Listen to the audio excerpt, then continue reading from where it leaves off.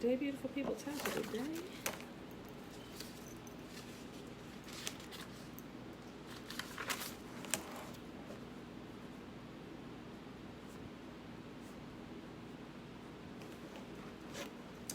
Tiffany, hey girl, hey.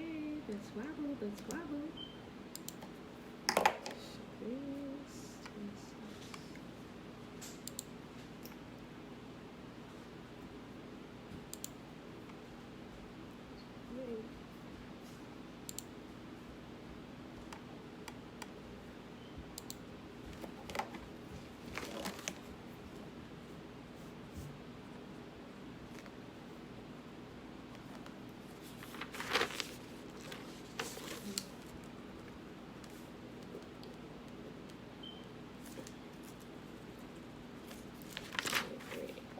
Day right.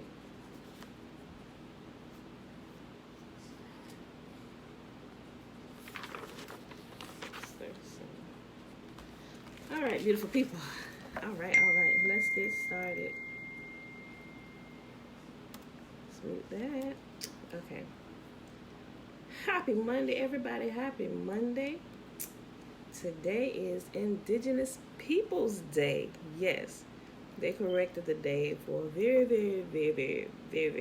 very long time. It has been called Columbus Day. We're not even going to get into all what happened there, but it has been renamed from Columbus Day to Indigenous Peoples Day today. So, happy Indigenous Peoples Day today. Giving honor to the people whose land this was before Columbus and his goons came and invaded. Okay, y'all. So today it is October the 12th, 2020. We are on day 273 of year 2 of reading through the books of the law and the prophets. And of the 2-year consecutive day count, it is day 637. But remember, that is without the Sabbath days added in and the feast days Sabbaths added in, which are rest days. Okay, let me go back here. And today we're doing Psalm 25, 26, 27, and 28. Very interesting how things change but still remain the same. Greetings all. Isn't that the truth? Yes. So, yeah. They changed the name of the day, but they're not doing really too much anything to correct the wrongs that have been done. You know, they figure get a little money here, give them a little reserve over there. But I'm like, bro, all y'all just need to get up and get out of here. Get all the people their land back, you know. But they ain't down for that plan. They ain't down with really doing what's right. Trina, hey girl, hey. That's waboo. All right, y'all. Let me go ahead and get started on the reading today. Psalm chapter 25. Oh, Yah, I give my life to you. I trust in you, my God. Do not let me be disgraced or let my enemies rejoice in my defeat. No one who trusts in you will ever be disgraced, but disgrace comes to those who try to deceive others. Show me the right path, O Yah. Point out the road for me to follow. Lead me by your truth and teach me, for you are the God who saves me. All day long I put my hope in you. Remember, O Yah, your compassion and unfailing love, which you have shown from long ages past. Do not remember the rebellious sins of my youth. Remember me in the light of your unfailing love, for you are merciful, O Yah. Yahuwah is good and does what is right. He shows the proper path to those who go astray. He leads the humble in doing right, teaching them his way.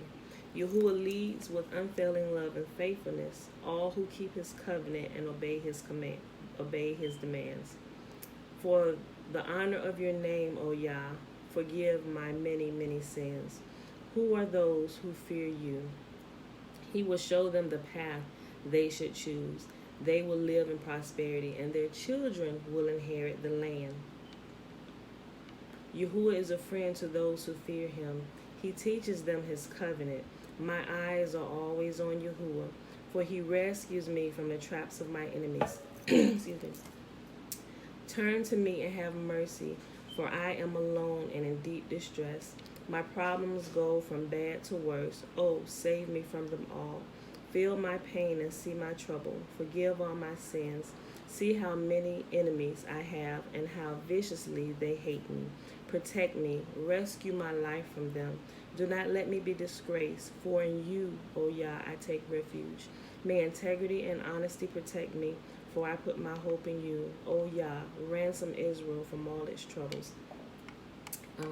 Guys, I want to say something real quick. Back up here in verse 13, it says, they will live in prosperity and their children will inherit the land. I want y'all to be mindful when y'all read. I talk about this a lot, about actually inheriting land.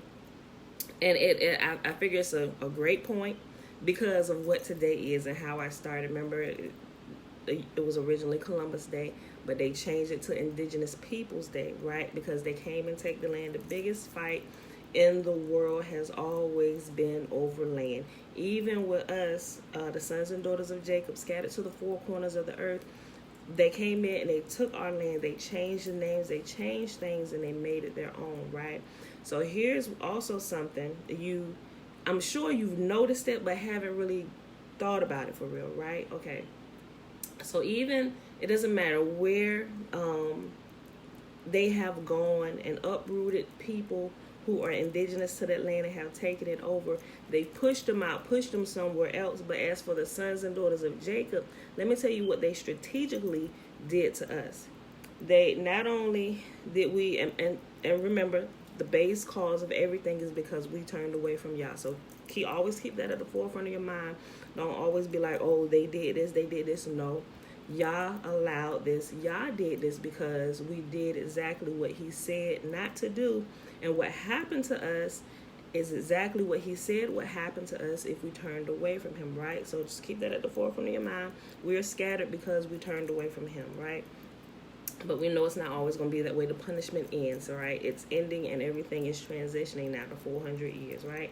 Okay, so what happened strategically with the sons and daughters of Jacob, they took it a step further. And mind you, they didn't give anything back to us yet. But during the time that they uprooted us from our land, they took our land, and they took, as they separated the sons and the daughters, the parents from the children and everything, and they moved us around and scattered us over to places, they took our land, they renamed it, they made it their own, they chopped it up, they gave it to the different nations that were in cahoots with them, but they told us that our inheritance now lies in heaven. So while everybody else gets a portion of the land here on earth that Yahuwah has promised to everyone has their own inheritance land here on the earth.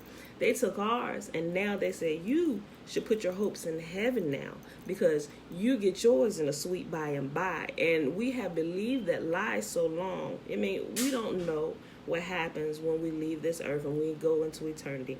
We don't get the privilege of knowing that unless Yahuwah reveals that, and it's very few people he chooses to reveal those things to. But for the whole lot of us, the majority of us, our blessings here in this realm, in this physical realm, there's blessings here for us here. What happens after this happens after this, but while we're here, there's an inheritance here for us. And a lot of us, when we're thinking, oh well, we're not fighting for what's ours, right? Because we're thinking, oh, we're gonna get ours, we're gonna be blessed when we get to heaven. I'm like, I see the logic in that, people, but if we would read it at face value, and what does Yah always do? He restores land, inheritance to people, not just to his sons and daughters, but to other nations as well. And we see that Yah is not biased when you go through it and you actually read it for what it says. Stop doing the super spiritual interpretations of stuff and read it at face value. He restores land to people. He restores inheritance to people, which is here, physical inheritance on the earth. Also think about what he says. Remember, we was reading through the prophets and how he reiterated every time they got kicked out of the land, the enemies invaded, they took over the land. They cried out to Yah.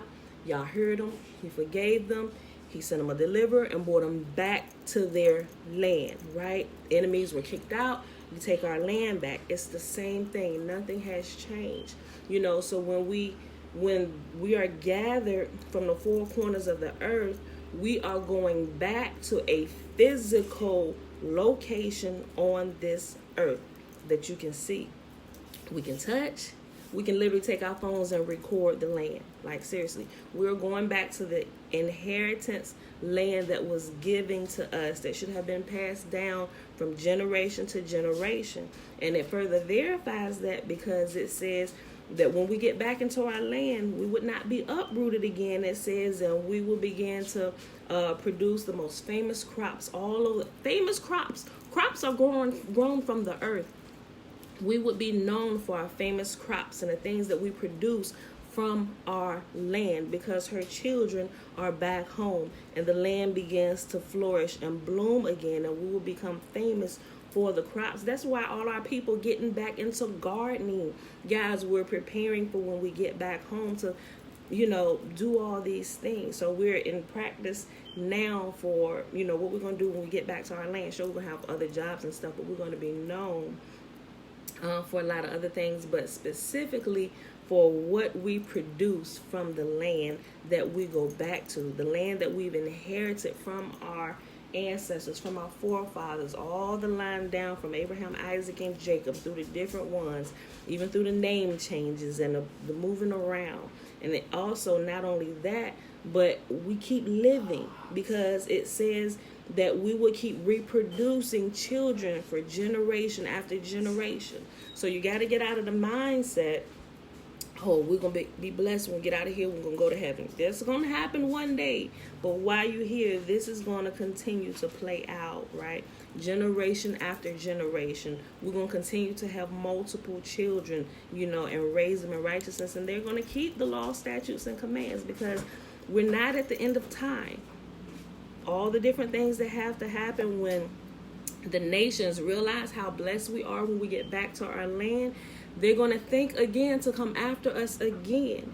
And then that's when they come up against us again. That's one of the prophecies that they're trying to manufacture in Israel, like, oh, Armageddon, this. I was like, no, that can't happen yet. That's how we know that particular event is way off into the future, because we're still scattered. Remember, think about what they did. 1948, Israel returned to their land. So they've already, boom, this has happened. They returned to their land. Now we got Armageddon happening. Remember, that happened in 1948. They returned. There was a return to the land.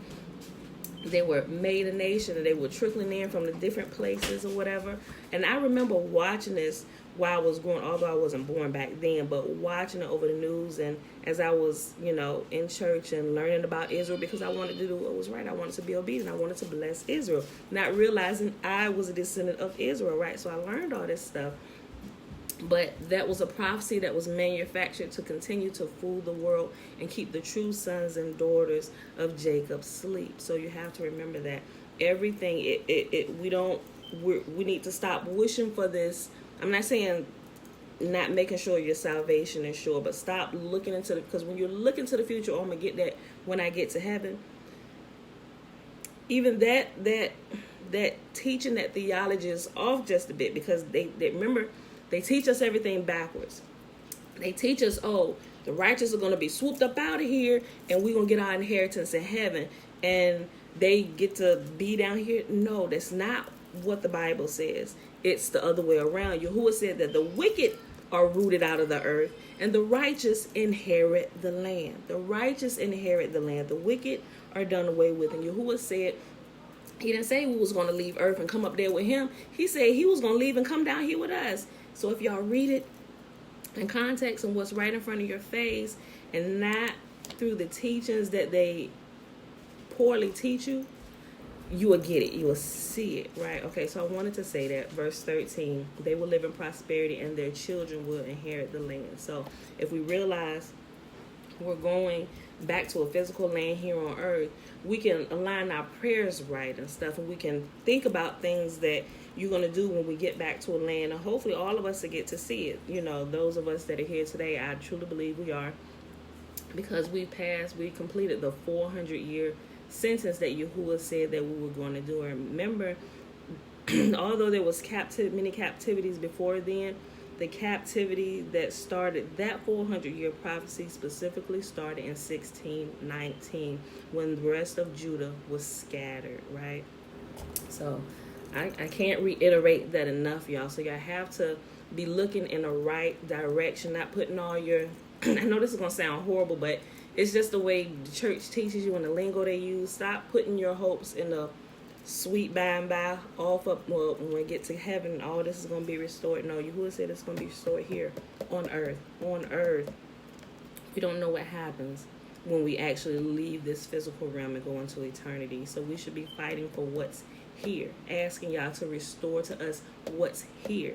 So our children, he said, your children will be at peace. Your old men and your old women will be able to sit on their porches without fear, and the children can play in the streets without us being afraid of them being killed. It says that. It says that in Isaiah and Jeremiah, so okay. So that was it. I really wanted to bring that point out. Okay, so that was Psalm 25. Psalm 26.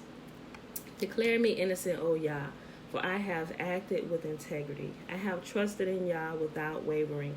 Put me on trial, Yah, and cross-examine me. Test my motives and my heart. For I am always aware of your unfailing love, and I have lived according to your truth. I do not spend time with liars or go along with hypocrites. I hate the gatherings of those who do evil, and I refuse to join in with the wicked. I wash my hands to declare my innocence. I come to your altar, O Yah, singing a song of thanksgiving and telling of all your wonders. I love your sanctuary, Yah. Excuse me, I need to take a sip of water. Hold on. Okay. I had to clear my throat. Okay. I love your sanctuary, Yah, the place where your glorious presence dwells. Don't let me suffer the fate of sinners. Don't condemn me along with murderers. Their hands are dirty with evil schemes, and they constantly take bribes. But I am not like that. I live with integrity.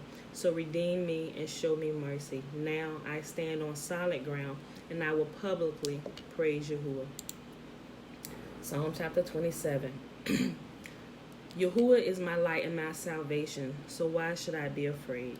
Yahuwah is my fortress, protecting me from danger, so why should I tremble? When evil people come to devour me, when my enemies and foes attack me, they will stumble and fall. Though a mighty army surrounds me, my heart will not be afraid. Even if I am attacked, I will remain confident. The one thing that I ask of Yahuwah, the one thing that I seek most, is to live in the house of Yahuwah all the days of my life, delighting in Yahuwah's perfections and meditating in his temple. For he will conceal me there when trouble comes. He will hide me in his sanctuary. He will place me out of reach on a high rock. Then I will hold my head high above my enemies who surround me. At his sanctuary, I will offer sacrifices with shouts of joy, singing and praising Yahuwah with music. Hear me as I pray, O Yah. Be merciful and answer me. My heart has heard you say, come and talk with me. And my heart responds, Yahuwah, I am coming. Do not turn your back on me. Do not reject your servant in anger. You have always been my helper. Don't leave me now. Don't abandon me, O God of my salvation. Even if my father and mother abandon me, Yahuwah will hold me close. Teach me how to live, O Yah. Lead me along the right path, for my enemies are waiting for me. Do not let me fall into their hands, for they accuse me of the things I've never done. With every breath, they've threatened me with violence. Yet I am confident that I will see Yahuwah's goodness while I am here in the land of the living. Let me repeat that. Yet I am confident I will see Yahuwah's goodness while I am here in the land of the living. Wait patiently for Yah. Be brave and courageous. Yes, wait patiently for Yahuwah. Last chapter for the day, Psalm chapter 28. I pray to you, O Yahuwah, my rock. Do not turn a deaf ear to me, for if you are silent, I might as well give up and die. Listen to my prayer for mercy as I cry out to you for help, as I lift my hands toward your holy sanctuary. Do not drag me away with the wicked, with those who do evil, those who speak friendly words to their neighbors while planning evil in their hearts. Give them the punishment they so richly deserve. Measure it out in proportion to their wickedness. Pay them back for all their evil deeds. Give them a taste of what they have done to others. They care nothing for what Yahuwah has done or for what his hands have made. So he will tear them down, and they will never be rebuilt. Praise Yahuwah, for he has heard my cry for mercy. Yahuwah is my strength and shield. I trust him with all my heart. He helps me, and my heart is filled with joy. I burst out in songs of thanksgiving. Yahuwah gives his people strength. He is a safe fortress for his anointed king. Save your people. Bless Israel, your special possession. Lead them like a shepherd and carry them in your arms forever. All right, beautiful people. Let's head right on over to the blessing, which is found in Numbers chapter 6. Y'all know I got to say it. The first 21 verses is a Nazirite vow.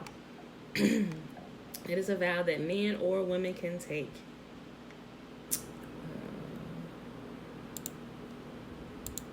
It's a special dedication when you set yourself aside.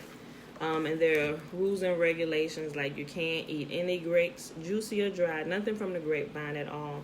You cannot go near a dead human or beast, which also with beast would include not putting beast meat in your body, Also, during the time of your vow, you must allow the hair on your head to grow long, the locks on your hair to grow long. You cannot put scissors to them. You can't trim it up or anything like that. Just no razor, no scissors shall come upon your head during the time of your vow. You choose the time of your vow and you dedicate yourself and you're faithful to that vow. If you happen to break the vow during that period of time by coming near a dead body or touching a dead body, say someone you know passes away, and you're in contact with that dead body, you must start your vow all over again. You have to cut your hair and start your vow all over again. So say you were halfway through your vow. Say you picked 4 years to do your vow, and somebody you knew and loved passed away, and you came in contact with that dead body, and you was in your 3rd year. You have to start your vow over from day one. So those 3 years no longer count. That's the only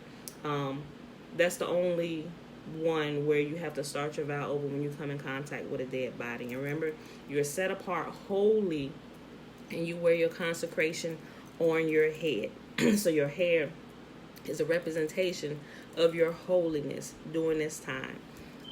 That's what it says. That's what Yahuwah says. And as you read through the scriptures, you will notice that Yah does some very specific things with Nazarites. So, I think everybody, they should consider taking this vow at least once in their life, setting themselves aside, apart, wholly to Yah, so that he can do whatever he chooses to do with you. Even if he doesn't decide to do anything with you, take that time, set yourself apart to him, and learn his ways, learn what it means to be set apart, holy and holy unto him from your head to your toes. All right, so that's verses 1 through 21 in Numbers chapter 6. And the blessing, we start at verse 27. I'm sorry, at 22, and it goes to 27 to the end of the chapter.